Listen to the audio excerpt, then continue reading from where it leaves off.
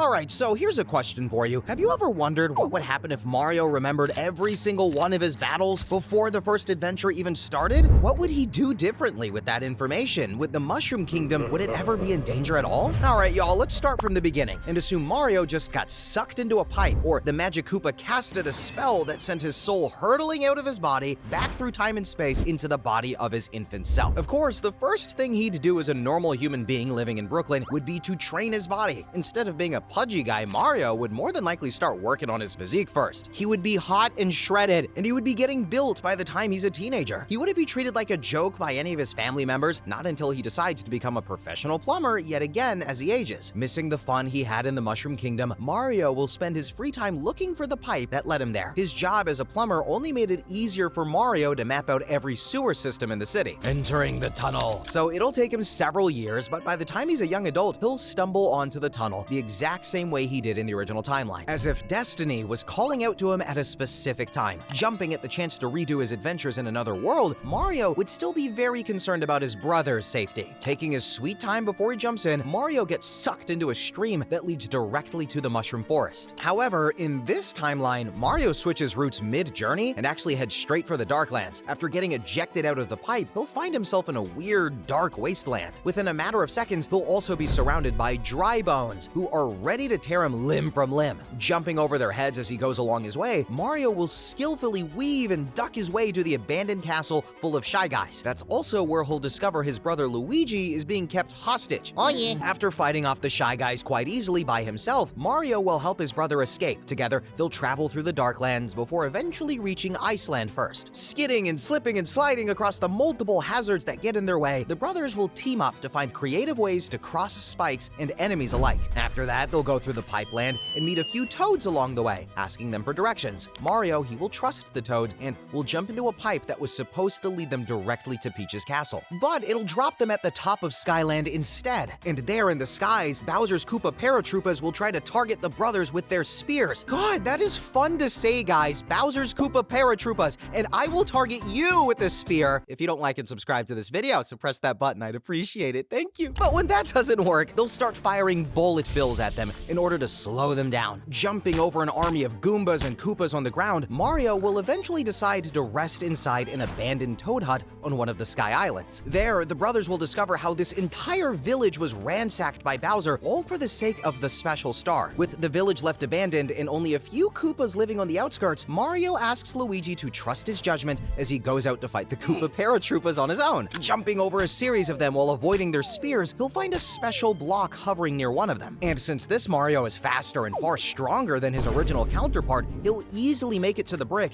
and will find the raccoon suit power-up. Using his tail to fly, he'll then begin rerouting the bullet bills that had been chasing him non-stop the entire time to fly them into the Goombas and Koopas on the ground. After defeating all of the enemies and essentially freeing the village, the brothers will then be granted passage to the princess's castle. The road to Toad Town. Arriving at the castle, Mario will notice something feels off, like the architecture of the entire building just changed, along with the landscape. At the gates of the castle, the brothers will come across two toads guarding the gates. Learning that the princess is in another castle, this will confirm Mario's suspicions. In order to find his way ahead, he'll tell the guards about him knowing what Bowser has planned for the Mushroom Kingdom. Now alerted by Mario's words, the guards will act seriously long enough to show him the way to Toad Town. Climbing into the pipe after saying thanks, both of the brothers will find themselves right in the middle of Toad Town. Mario will then immediately start climbing houses and buildings in order to locate Peach's castle. Honestly, if she just had the location on her phone, this would be so much easier, but no. Mario will slowly start making his way over, and he'll hop through most of the town with ease as Luigi struggles to keep up with him. Taking the pipes and lift-ups to the top of the castle walls, he'll come face to face with the guards waiting at the gate. Although they would be unsure about letting someone like Mario in through the gates, once Luigi comes and talks to them, they'll mellow up. While Luigi distracts them, Mario will take that chance to grab a tree branch and use it to launch himself to a nearby windowsill. Doing a backflip and then a triple jump off of some platforms, he'll eventually make his way inside to the grand hall of the castle. There, he'll land right in the middle of all of the toads inside who were planning for Bowser's invasion. With spears pointed at him by scores of angry toads, Mario will try to talk his way out of the situation before Luigi is carted into the room as well. Made to stand in the corner and wait, Mario will be relieved to see Peach entering the giant room, calling out to her as if she were an old friend. Mario would then get a cruel taste of reality when she scolds him for trespassing. Mustering up the courage to speak, Mario will then go on to explain what Bowser is planning to do, briefing the princess on the situation before the other Toads even get a chance to do so. And this will make the Toads suspicious of Mario, and they'll ask the princess to keep her distance from him since he might even be a spy working for Bowser. Locking eyes with Mario's, Peach will take some time to consider everything before ordering her guards to let both of the brothers go. Mario will then offer to help Peach and the Toads before Bowser even gets a chance to enter the Mushroom Kingdom, and then he'll ask the Toads to build each of them a cart for traveling. Traveling to the Jungle Kingdom. Using the secret passage Cranky Kong showed them all those years ago, Mario will guide the princess and Luigi to Rainbow Road. As soon as the carts are ready, they head out straight for the passage and begin to ride the rainbow to the Jungle Kingdom. Arriving right outside the cart workshop, the trio will face a legion of apes and monkeys throwing barrels and fists at them. This is just so fun, and it's at this moment that Mario eats the red mushroom he picked earlier while he was still at Peach's castle. Using it to grow twice his size, he'll make easy work of the larger apes while avoiding the rest. With some grit and spirit, they'll reach Cranky's throne room before getting stopped by his spear-wielding guards. Instead of having Peach bargain for his help though, Mario will openly declare a challenge. He'll ask Cranky to send out his strongest warrior for a duel to decide if the Jungle Kingdom would be open to helping the Mushroom Kingdom fight off Bowser. As for Luigi, who's unable to really process how his brother is so aware of everything going on inside of this fantasy world, Luigi will finally snap before his brother's big battle, asking Mario a whole list of questions. He'll confirm the suspicions he had since childhood about Mario being very off and stoic most of the time. Mario will then tell his brother everything about his previous life and how he wound up reborn. Peach will overhear this conversation while behind a corner, completely confused about what Mario had to share. In the end, they'll both decide it's best to trust him for now. Then it is time for the fight that will take place between Donkey Kong and Mario. Without even a single power-up, Mario will use his quick wits to tire DK out by dodging everything he throws. Once tired and sleepy and eepy, Mario will begin to slowly knock DK off balance until he's out of stamina. Using a couple of quick punches, he'll subdue DK in a matter of minutes in front of the entire arena. Impressed by his ability to fight, Cranky will then agree to have his army join their cause. With the Jungle Kingdom ready to hear him out, Mario sketches out a plan to ambush Bowser's castle well before it ever reaches the Mushroom Kingdom. The ambush plan. With Cranky Kong's army now on their side, Mario, he wastes no time laying out the full strategy, guys. Spreading a map across the throne room floor, he marks out 3 separate entry points into Bowser's castle. The first route goes through the lava corridor on the eastern side, which the Kongs will handle since they can withstand the heat better than anyone. The second cuts through the outer wall from above, using rerouted bullet bills to breach the stone before the Kongs climb through. And the third goes directly through the front gate, and Mario volunteers himself and Luigi for that one without hesitation. But then Peach, she will point out a lower tunnel system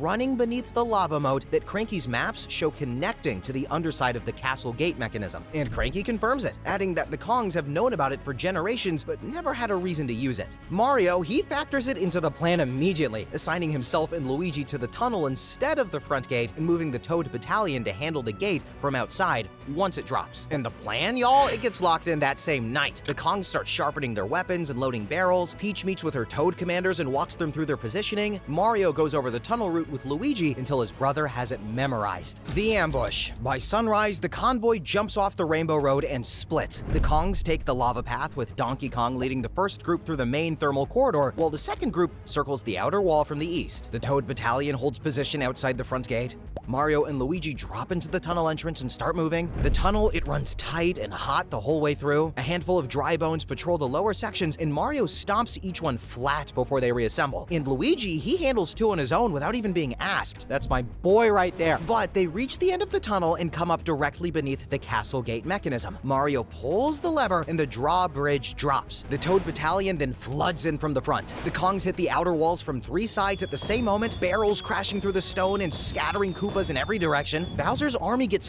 folded in on itself before it even has time to organize a defense. Mario and Luigi, they then push through the interior, clearing each room on the way up towards the throne room. Hammer Bros, Goombas, Koopas, all handled the same way, fast and without stopping. Before long, they find Bowser waiting for them at the top with the superstar right behind him. Bowser sees Mario come through the door and then crosses the room in 3 strides. He swings his fist hard enough to take the door off its hinges. Mario ducks it and moves left, drawing Bowser away from the entrance so Luigi doesn't get hit. And Bowser, he's powerful but predictable for Mario at this point. It's always the same combinations, in the same order every time he gets frustrated. And Mario has seen all of them before. He lets Bowser tire himself out through 2 full rounds, absorbing what he has to and then dodging the rest. By the 3rd round, Bowser is swinging wider and recovering slower. Mario gets underneath a tail swipe, drives forward and hits Bowser 3 times in the same spot on his exposed underside before he can bring his arms back down.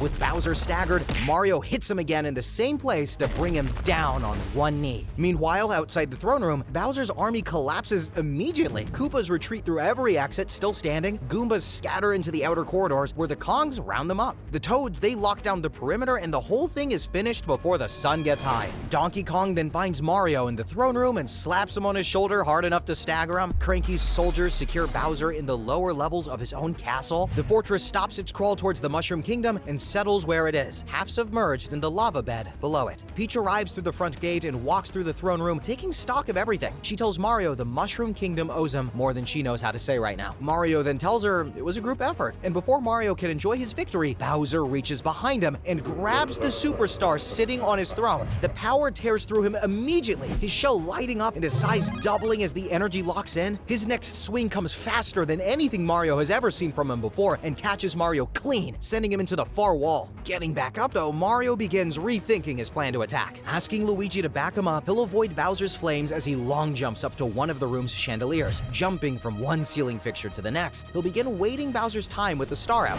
However, he'll eventually land on a chandelier that suddenly falls due to his weight. Plummeting straight onto the floor below, Mario won't be able to move quick enough before Bowser's foot lands on him and crushes him. Putting his hand over his eyes, he'll prepare himself for the inevitable before he notices how nothing happened. Looking up, he'll see all of the Kongs holding Bowser's leg back. Springing back up on his feet, Mario will begin to climb Bowser's shell, avoiding the spikes coming out of it, and he'll eventually reach the top of Bowser's head and will poke him in the eye. And with the star's effects already fading, Bowser will feel the pain swell up in his eyeball. Slamming his butt onto the ground, the palace floor will begin to crack under his own weight. Using this as his moment to strike though, Mario will long jump off of Bowser's head in order to ground stomp him with all of his body weight, sending Bowser's head straight back into his shell. The villain will slowly shrink in size as the star's lingering effects leave his body entirely. Knocked out from the beating he received, Bowser will have his tail shackled to a bunch of large chain chomps. Escorted out of his crumbling castle, the Mushroom Kingdom and Jungle Kingdom troops evacuate the building before it collapses into the lava river below. And while Mario was busy handling Bowser, my boy Luigi the Goat took the time out to enter the dungeon room where he found all of Bowser's prisoners and freed them. Applauded as heroes for saving the day, the Super Mario Brothers have a celebration feast held in their honor. Statues of them, along with Peach and Donkey Kong, get erected on the site that was once called the Darklands. With Bowser's influence gone, the land slowly began to reform back to the grassy hills they once were. Saying goodbye to the heroes, the Kongs head back to the Jungle Kingdom with an open alliance standing between both kingdoms for the very first time. And even though they were given toad huts to stay in, Mario and Luigi only stayed long enough to make sure everything stayed okay. Mario then found the pipe back to Brooklyn that was hidden inside the Mushroom Forest. With a peck on the cheek from Princess Peach, Mario offers her and the Toads to visit Brooklyn whenever they'd like in order to find him if they ever needed him. With that, the brothers leave the Mushroom Kingdom behind and finally go home. When they arrive, Mario resumes his plumbing business with his brother until the next time that he's called in for help. So guys, what'd you think? If you liked this video and would like to see more like this, consider liking the video, subscribing to the channel, pressing the buttons, and making sure to comment how you felt about this video so I can stay motivated and keep making stuff that you guys like. I need motivation. It's like Virgil from Devil May Cry. But I look forward to reading each and every one of your comments. And before I forget, check out this video where I explain all 36 forms of Mario. Thanks for watching, commenting, and have a good one. Bye-bye!